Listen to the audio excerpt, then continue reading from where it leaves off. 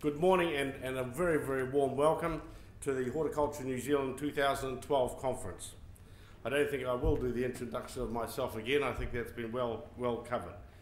But I do particularly welcome growers, delegates, sponsors, guests and visitors from all parts of the horticultural industry, all parts of New Zealand.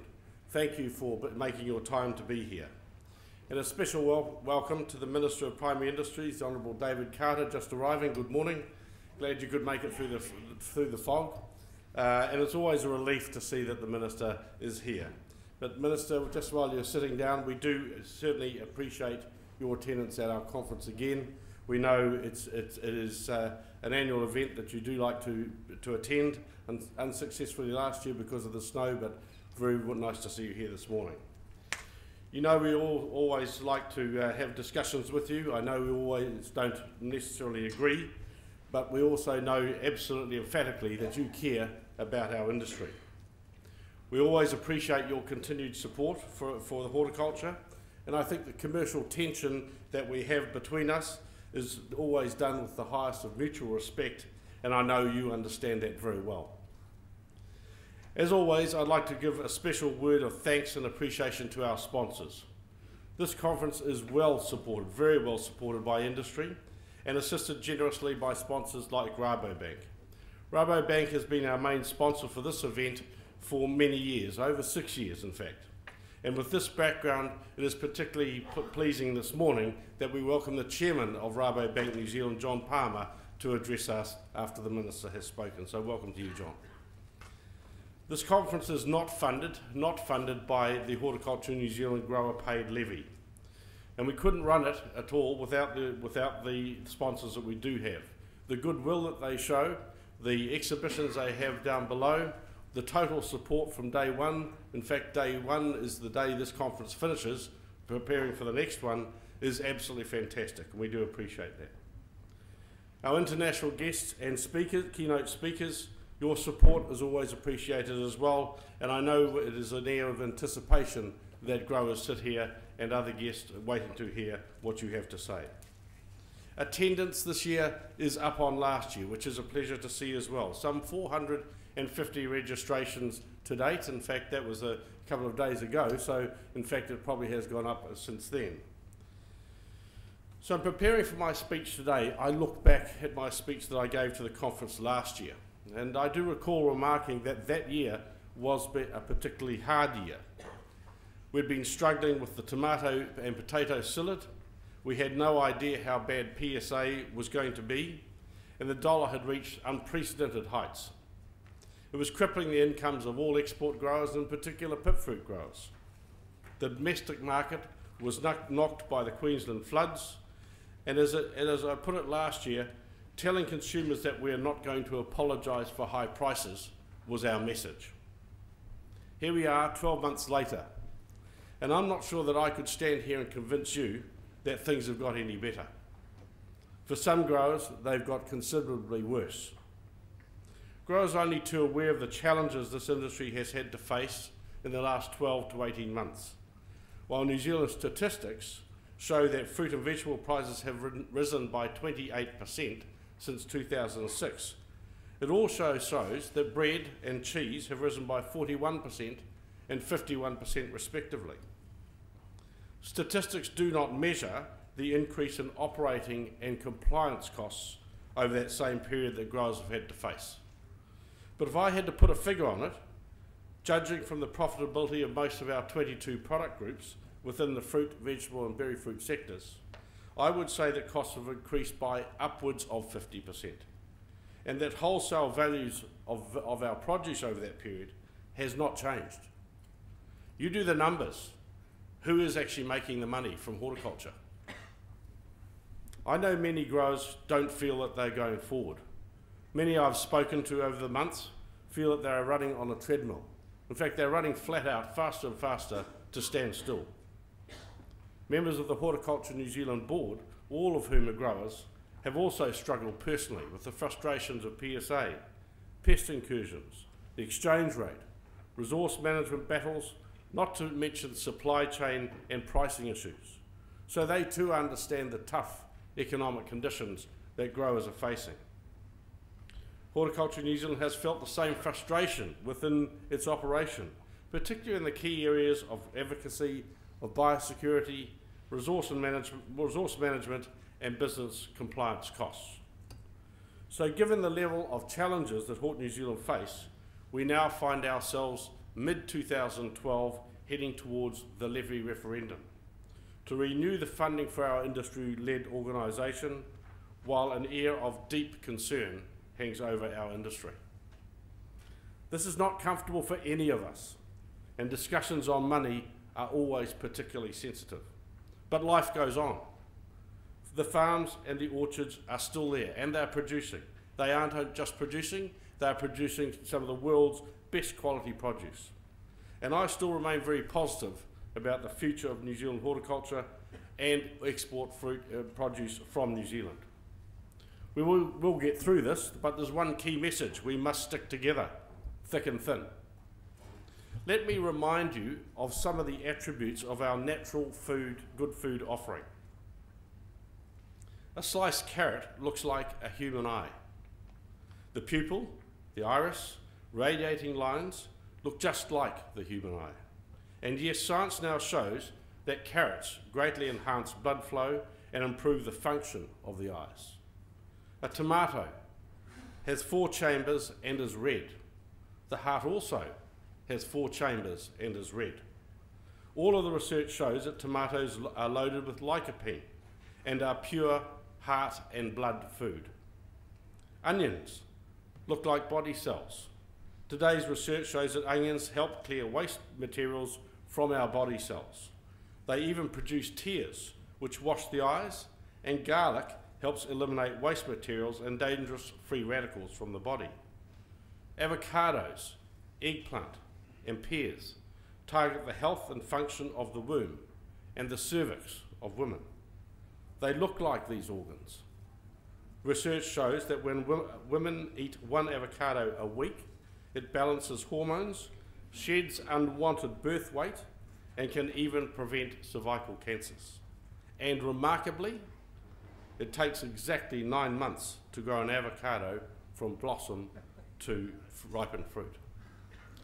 This is the horticulture industry that we are all so passionate about.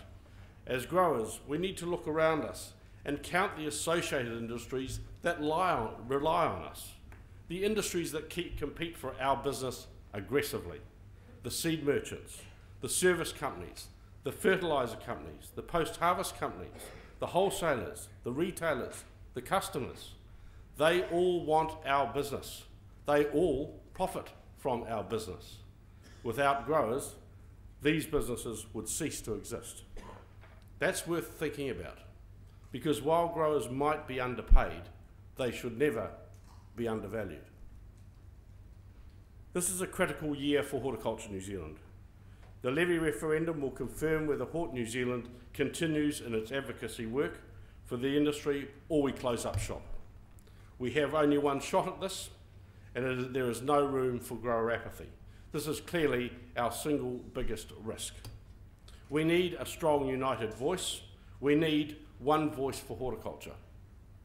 Our combined industry representation covers over 6,000 commercial fruit and vegetable and berry fruit growers, employs over 50,000 people, earns over $5.5 billion every year and growing, is New Zealand's 6th largest industry exporter, and in 2006 horticultural land increased from 115,000 hectares to 127,000 hectares. So we are growing. We have an industry vision of being worth 10 billion by 2020. Clearly there are some threats and challenges ahead of us, but that's our vision. Horticulture New Zealand is recognised by government, ministers, government departments, universities, local government, regional authorities, growers, overseas industry, other primary sector groups, trade associations, the media, it goes on, but most of all, by the general public. Horticulture New Zealand is recognised as the voice of the industry and is usually the first point of call for any industry matters. It has been used for the last 6 years to prove that there is in fact an important role for industry representation on a national scale. And there are many industry leaders in this room today who understand the very special kind of challenges and unique complexities involved in managing a commodity levy grower-funded industry good organisation. We are guardians of the grower funding we collect. We spend it for the benefit of growers and the benefit of grower businesses. So I'm confident that with the support we have received from growers during our consultation through regional and grower visits over the last few months, we will succeed. But we have a lot more work to do, and there is certainly no room for complacency.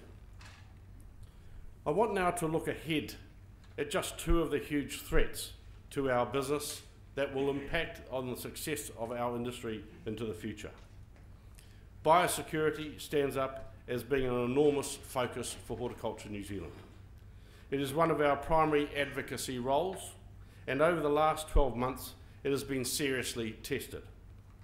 Following closely behind the psyllid arrival, we incurred the wrath of PSA, and that then became PSAV, which has and continues to rip through my kiwifruit industry. All of the time we imagined the primary risk to horticulture exports would be the fruit fly. And as if it was on cue, the Queensland fruit fly arrived in Avondale in May. This litany of events has led to a huge grower and public concern of the shortcomings of our biosecurity system that should be protecting New Zealand's growers, farmers and native plant assets. It is the system that we expect and rely upon. We rely that it be uncompromised and simply the best with zero tolerance. Growers simply do not have confidence in New Zealand biosecurity today. Horticulture New Zealand has been very vocal, very public, and for very good reason. Our growers are angry, and they are 100% behind us on this issue.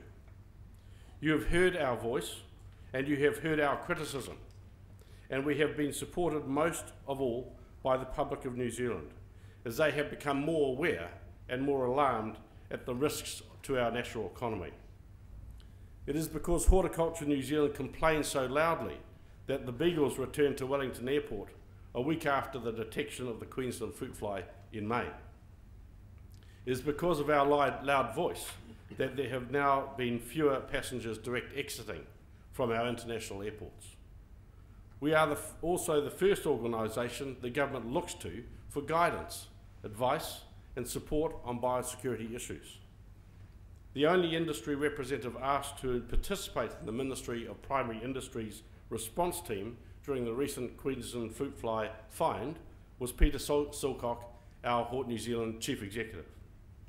This was a recognition of Peter's knowledge of horticultural biosecurity, but mostly it was his ability to draw the industry together, to represent us as a united industry. There are clearly some significant concerns in the restructured biosecurity.